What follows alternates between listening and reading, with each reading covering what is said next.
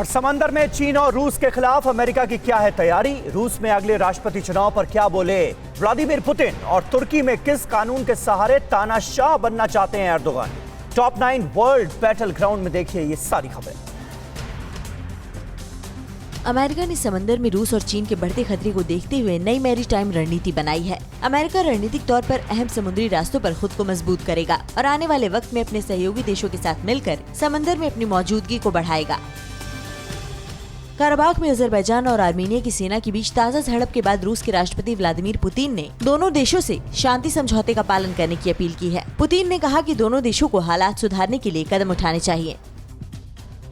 America तुर्की पर और सख्त बैन लगा सकता है। अमेरिकी सीनेट की विदेश मामलों की कमेटी ने कहा कि नाटो सदस्य होने के बाद भी तुर्की रूस से डिफेंस डील कर रहा है। कमेटी ने तुर्की पर नाटो के दूसरे सदस्यों के खिलाफ आक्रामक रुख अपनाने का भी आरोप लगाया है। तुर्की से तनातनी के बीच ग्रीस ने कहा कि वो तनाव घटाने के लिए बातचीत के लिए तैयार है। ग्रीस ने कहा कि अगर तुर्की अपनी आक्रामक नीति छोड़ता है तो वो बातचीत करेगा। ग्रीस ने तुर्की की आक्रामक नीति के खिलाफ यूरोपीय यूनियन से बैन लगाने की मांग की है। तुर्की में राष्ट्रपति एर्दोगान खुद को और मजबूत करने के लिए नया प्रस्ताव संसद में लाने वाले हैं। इस प्रस्ताव में एर्दोगान को किसी भी शख्स या संस्था की संपत्ति को फ्रीज करने का अधिकार होगा। आरोप लग रहा है कि एर्दोगान अपने विरोधियों को कुचलने के लिए कानून बना रहे हैं।